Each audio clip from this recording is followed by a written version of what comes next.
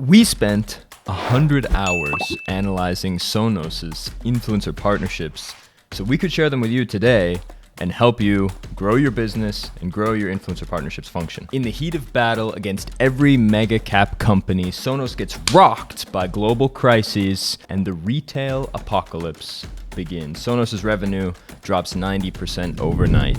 Not a good night. Despite that, Sonos, apparently fueled by the risk of using it all, pulls off an inspired pivot to direct-to-consumer, shifting a company with $2 billion in revenue, thousands of employees, to 300% year-over-year growth in e-commerce sales is like trying to pull a U-turn in the Suez Canal. Remember that? But like all marketers at the time, they had jumped out of the frying pan and into the fire. Seemingly endless political crises, rising interest rates, looming recession. Sonos has a lot on their plate to handle, and it's a fragile moment in the market. However, if Sonos can pull out this epic opportunity, they stand to gain everything. Sonos could easily become a $10 billion revenue company through the opportunity that all of this massive internal pivot creates. So there's a lot at stake here. Sonos's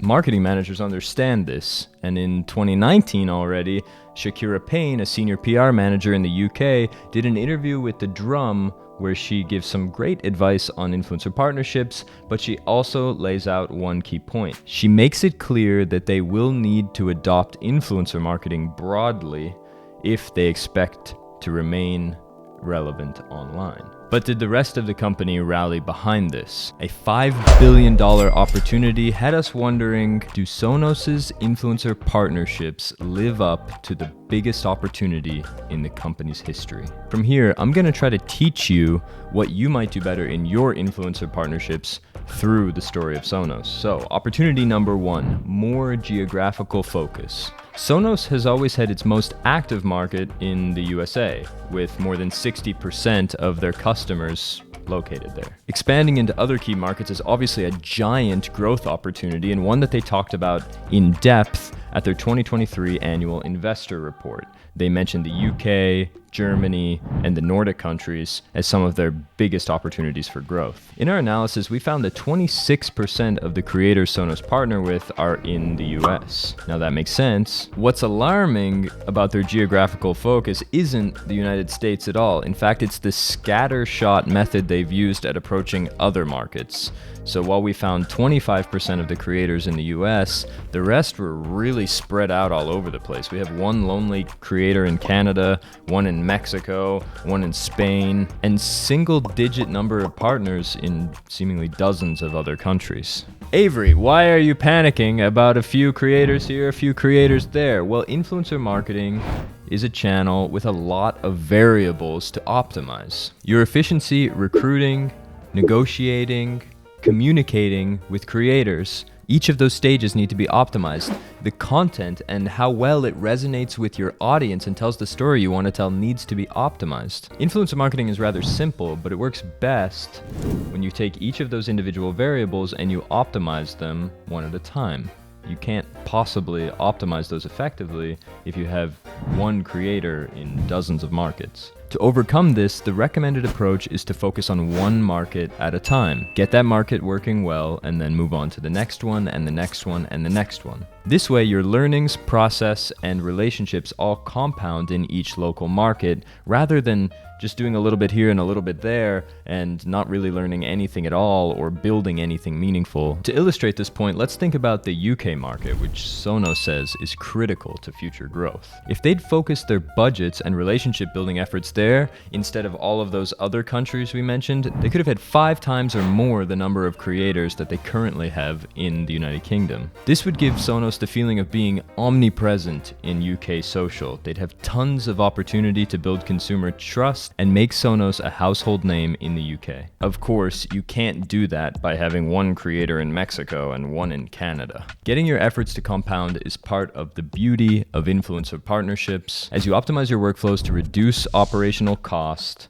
and compound those relationships over time, your competitors just can't keep up. Opportunity number 2, commit to creators and align incentives. We think Sonos picks great creators. They produce beautiful content consistently. Their audience actively engages with that content, and they all align pretty close to what we imagine Sonos's brand to be. But the problem is there doesn't seem to be any commitment to these creators. We found that generally they post about Sonos once and they never mention the company again. This is an operational migraine, and you need to recruit far more creators this way than you would if you worked with them in long-term relationships. It also indicates that incentives just aren't aligned. In Sonos's case, it makes perfect sense to compensate creators, at least in part, based on how many customers they actually convert.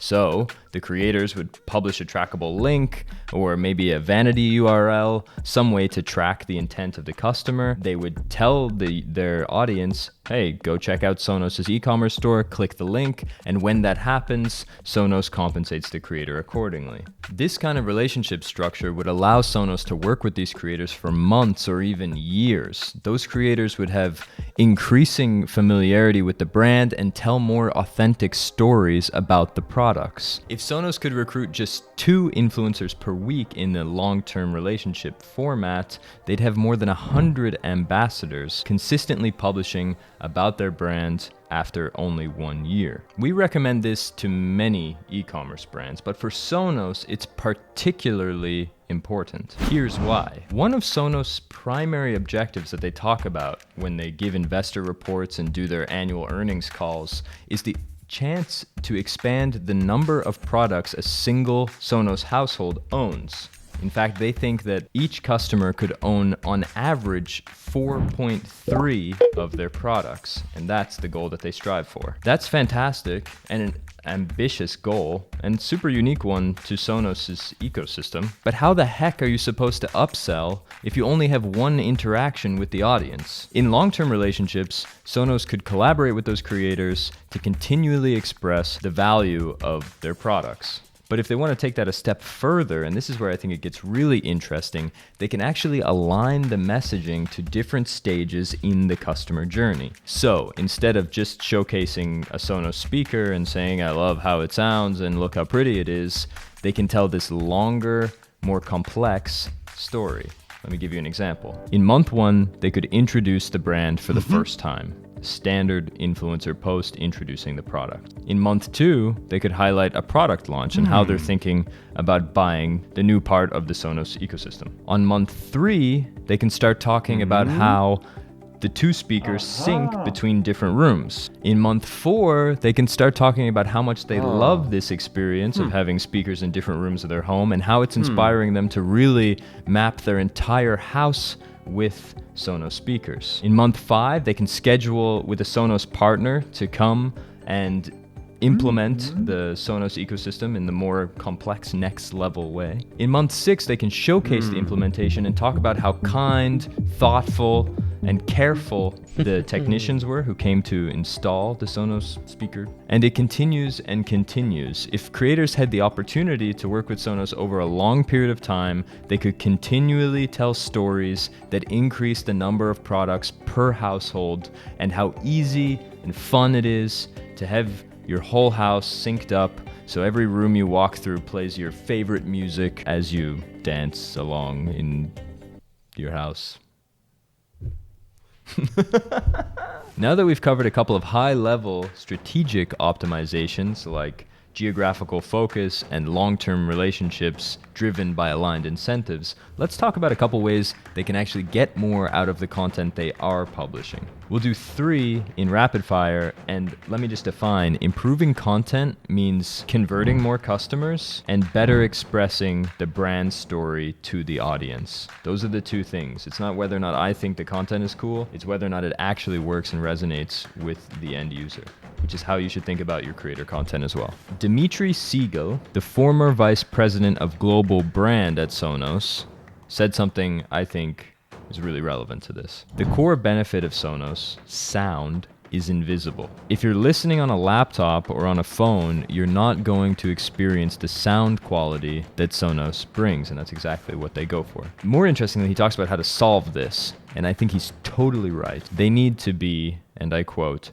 really, really rigorous and relentless about what the value is for the customer and illustrate that in words and pictures in a slavish way. To restate him, customers remember the stories you tell. A brand as big as Sonos needs to be telling stories that emphasize Sonos's unique value. We analyzed the captions of more than 50 influencer activations from Sonos, and this is the word cloud that we were able to find. Here's our first piece of advice. Sonos needs to decide what that message is and repeat it. While Dimitri is on track that they need to be repeating relentlessly the same customer story, it wasn't clear to me what the unique story is they're trying to tell. The content of this word cloud could be used by any sound system company. Sound, speaker, quality. These are the terms that are coming up all the time. You know who else that word cloud could be for?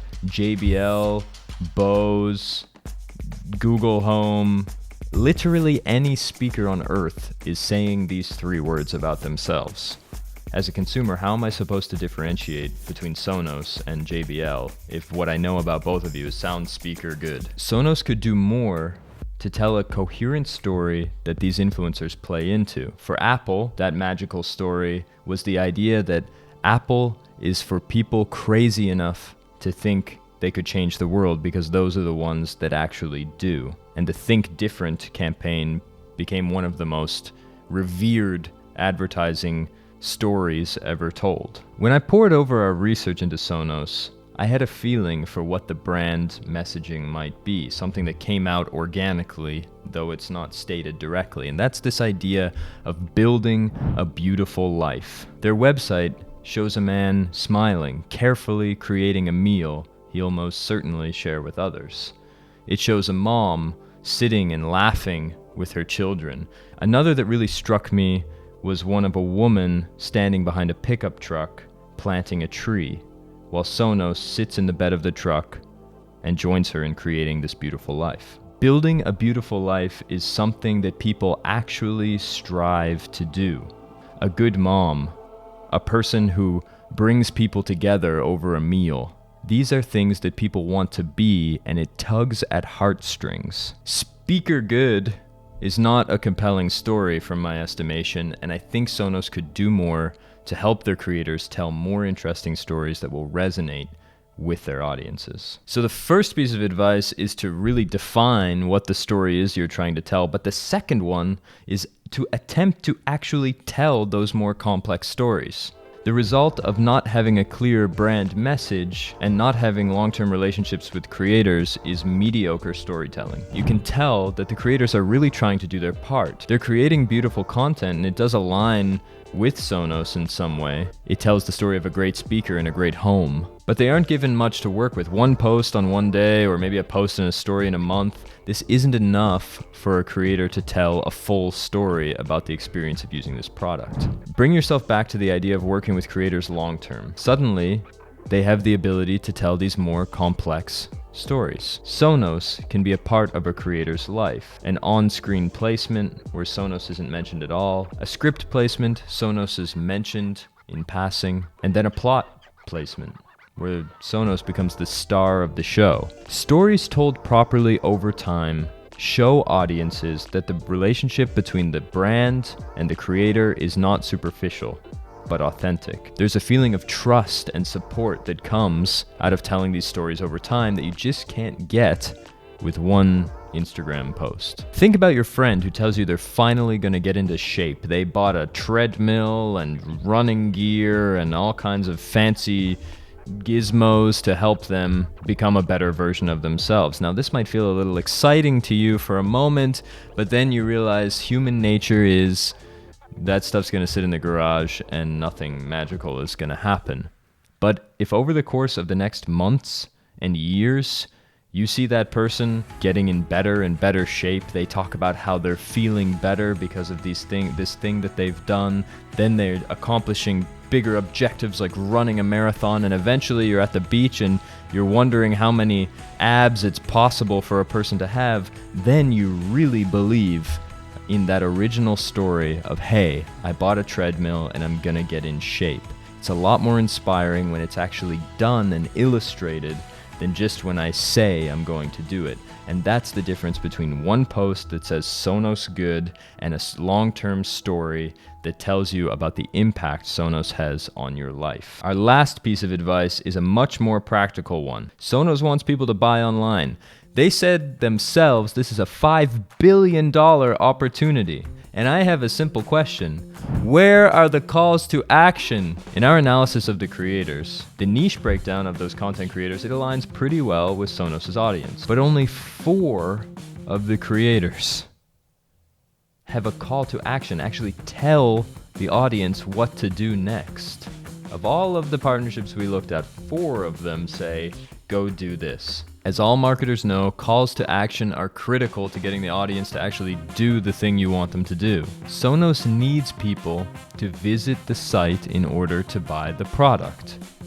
This is the story that's missing. And there's a really simple solution. Part of the content guidelines has to be, please include a call to action, consider one of these 3 calls to action, and they should be things like, visit my story and swipe up to learn more, or click the link in my bio, or visit sonos.com/Avery. Ooh, can I get that Sonos deal? Not after this. I roasted them too hard. But the point is, you need to tell viewers to visit the site. And telling them that has massive upside, especially for Sonos. It'll improve their attribution because Sonos will be able to track who clicked the link, who visited the site, who added things to cart, and who finally checked out. But it'll also allow Sonos to retarget those customers with ads on their other channels like Facebook or Google or what have you. But fundamentally, the opportunity in a call to action is to explain to the viewer what they are supposed to do. This coffee tastes good?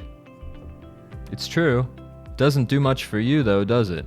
If I tell you where you can get this coffee and exactly which one I ordered, and how exactly to get there, and then say, go do it, you're just a little bit more likely to actually execute. To wrap, let's go back to Dimitri. He says, social is the only way to reach people right now. Sonos clearly understands that fact, and it's been great to see them start to experiment. And there is a lot they're doing well, but there's a lot we can learn from their efforts. We hope you enjoyed this video.